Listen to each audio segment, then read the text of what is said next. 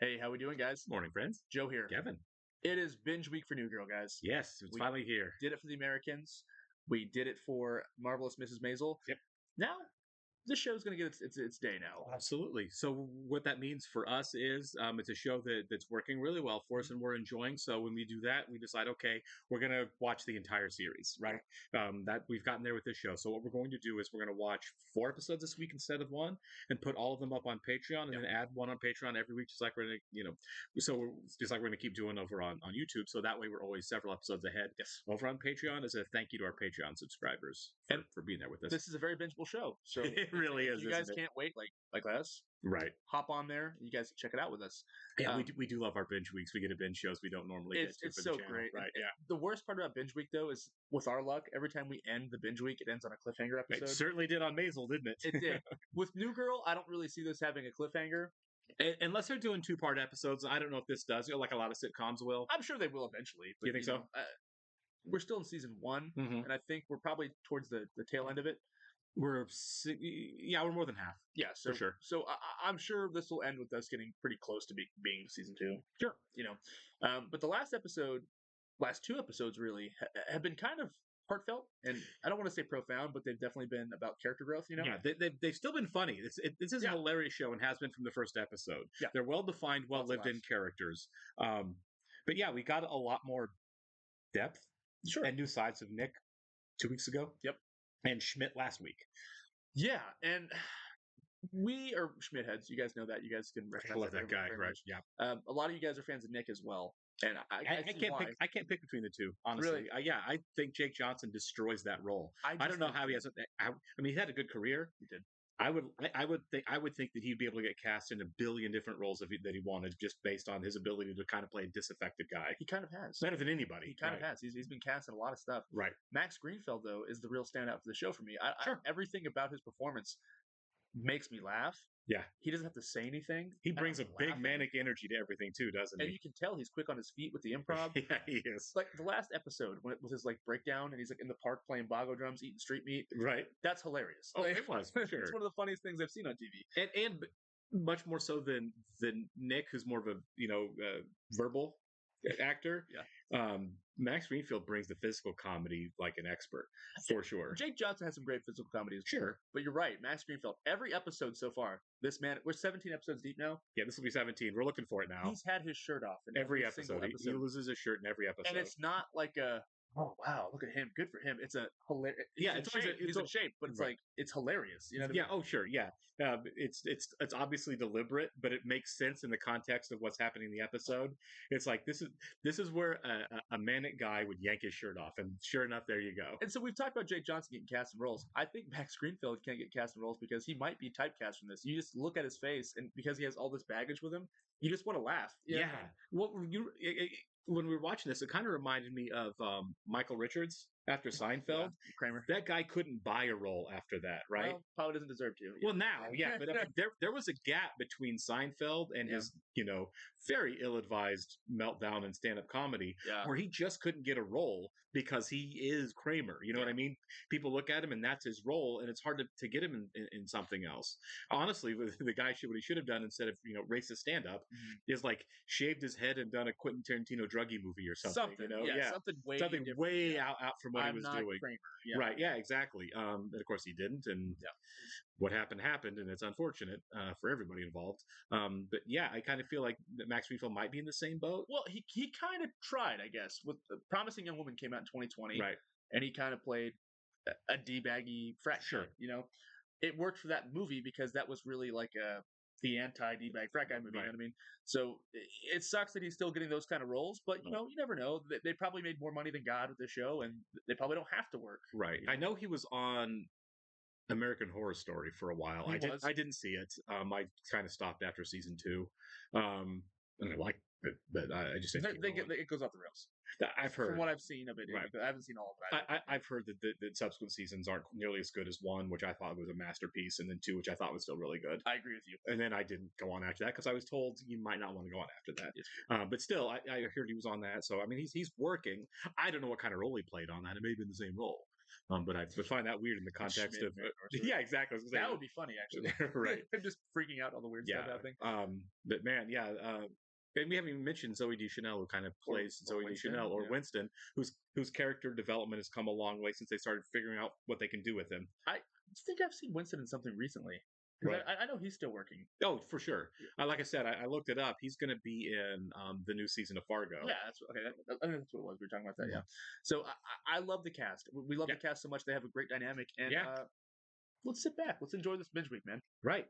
Do we have a relationship that needs to fall apart sometime soon? Are we on zero Gidslingers right now? I think they're all single officially. Right now. Yeah, Even officially Winston, single. In the last episode, they said that he's now single Winston.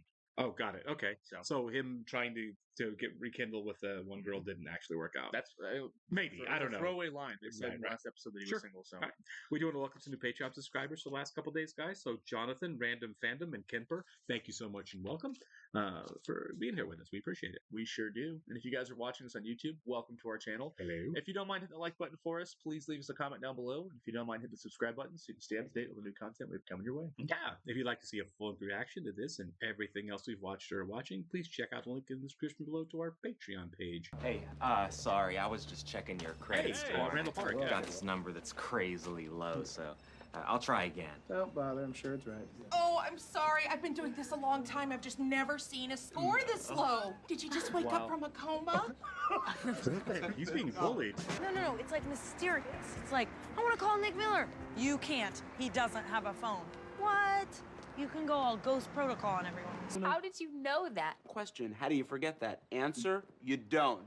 Jar! I'm gonna jar myself on that one. I mean, he's like a trivia jar's god. Is this bad time? No. I was just cleaning up from the sexual health class. Condoms are harder to take off than I thought. I know how to put them on, but I didn't know how to take them off. I guess someone else has always done it for me. Oh my God. You wanted to talk to me about Sarah's art, so this is one of the pieces she did. It's terrifying. Yeah. That one's called, At the Mall with Grandma. Sarah's gonna be opting out of dream sets from now on. She'll use that same time to review her other schoolwork with a tutor. Oh, did you talk to Sarah about this? My daughter's wearing doll's heads around her neck, so whatever you're doing, keep it up. Ooh, Okay, I touch your daughter every single day. I'm her father, not her friend. I know what she needs. Wow. Give my best to Mrs. Monogamy. You're gonna say that you were wrong. Say you're never gonna let the kids do anything creative ever again. From now on, your classroom is full on North Korea. Math! Math! Math! Why'd you make me look stupid in front of Shelby last night? Wait, what? Which of the 5 Great Lakes is located entirely in the United States? Lake Erie? Yeah, if Lake Michigan didn't exist and we won a fictional U.S.-Canada war. Oh, you want me to take a dive next time? You might look dumb. Take a dive? You know, like pretend like you know more than me when Shelby's around, so it seems like you're smarter. I know you do the same thing for me if I were the dumber one. You memorize facts. I can memorize facts. That doesn't make you smart. Okay, well, maybe, but I'm definitely smarter than you. Whew. This is the problem, Jess. It's rich people. We are right where they want us, Jess, just suckling on the teat of consumerism. Yeah. It's the exact reason I got rid of my phone. I'm here now, and I'm loving it. Oh. I'm the guy with no phone. I mean, right now, I'm writing a letter to my friend Kev, seeing if he wants to party with me this Friday. Think you should apologize. Like a human. No, I'm going with Nick. Okay, I'm on my way to his office, and I have a speech I wrote for Fancy Man. I want to practice it. Why are you listening to Nick? It's a horrible idea. Buy a new car. You don't need a car. Oh, my car's stalled out. Can you guys come and help me push it? We'll be down in a few minutes. What's wrong with the car? Guy sounds like a matinee idol. Shut up, Schmidt. I'm just pushing it to the nearest gas station. It's like a mile away, so I'm fine.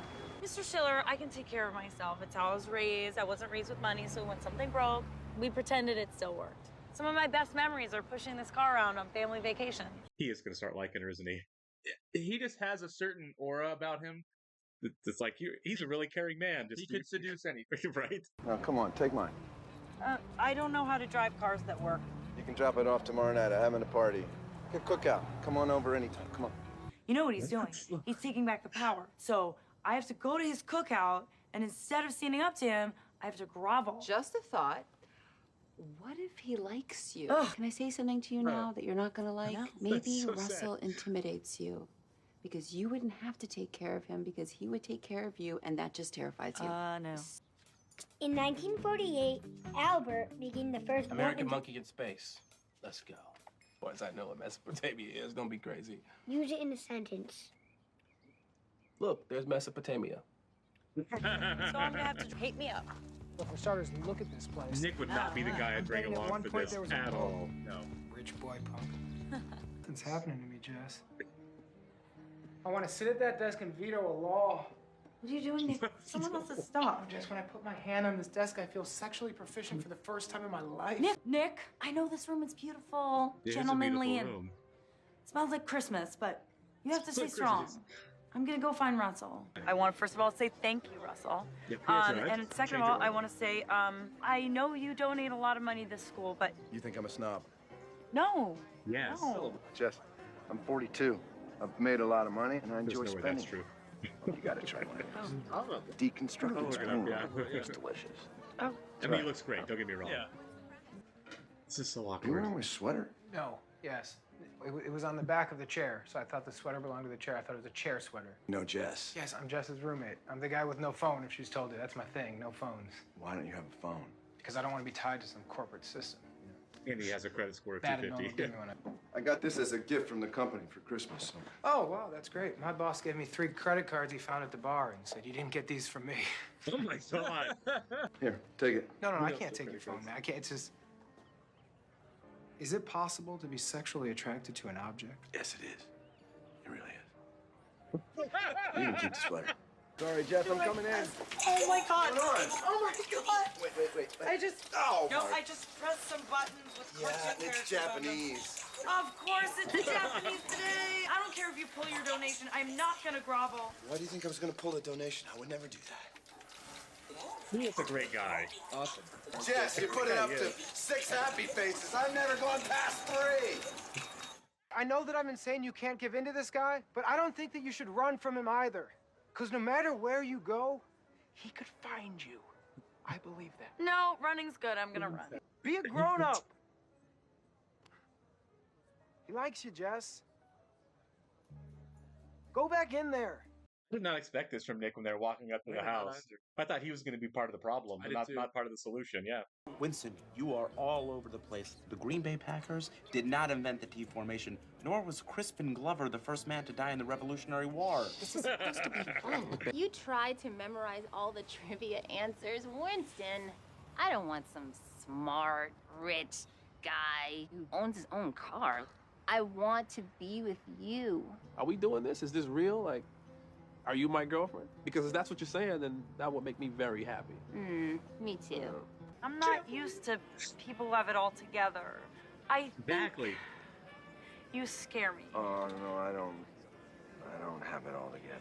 I can't even remember the last time she hugged me and used both arms. She said she wanted to go bra shopping, and so I bought her a ski vest. Every eye roll means you're doing something right. Really? No, that's just what I tell parents to make them feel better. Jess, will you have dinner with me? Okay, cool. All right, cool. Oh, no. Hey, Jess. Jess, why are you in the koi pond? You want to come in here and charge me $1 billion?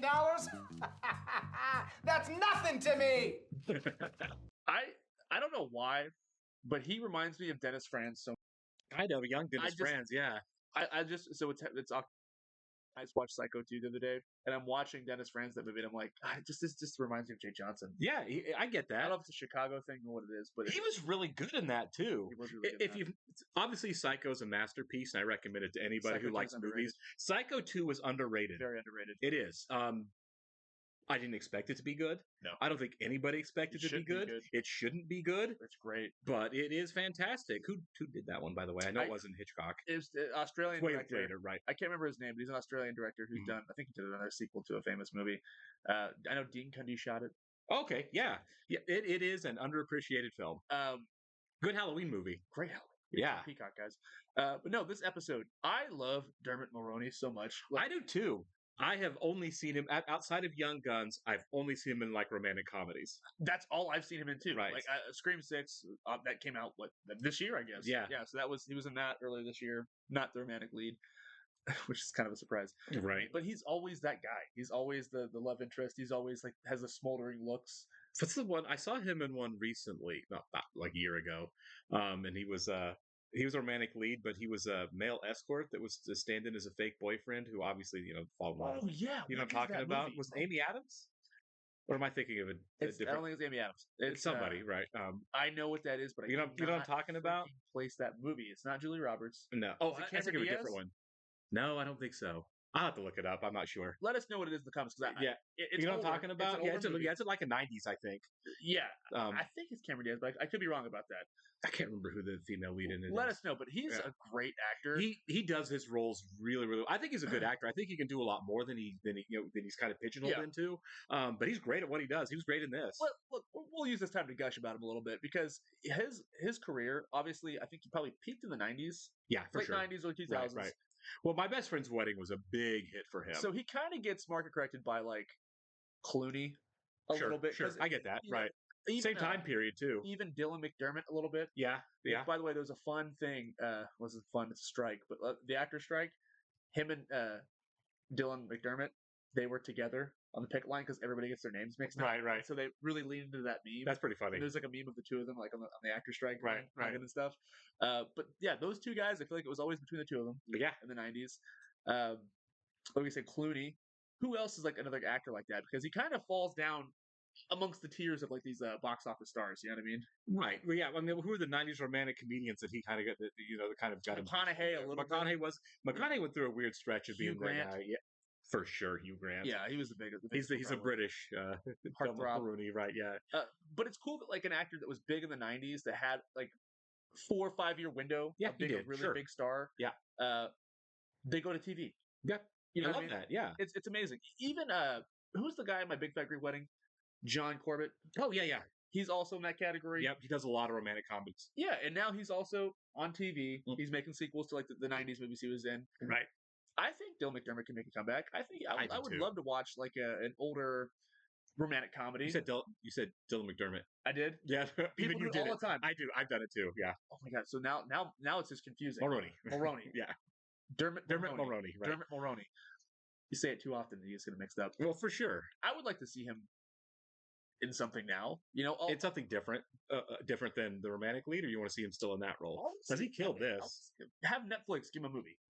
For sure. But I want to see him in this too because I think that's what they're doing. Of course, they're going to get the romantic comedy guy to come be the romantic interest for Jess. Which is why I think he's going to be around for more than one. Yeah. One Genslinger, because you've got like a real legend of romantic comedies. I'm not kidding. I really feel like he's there. I think so too.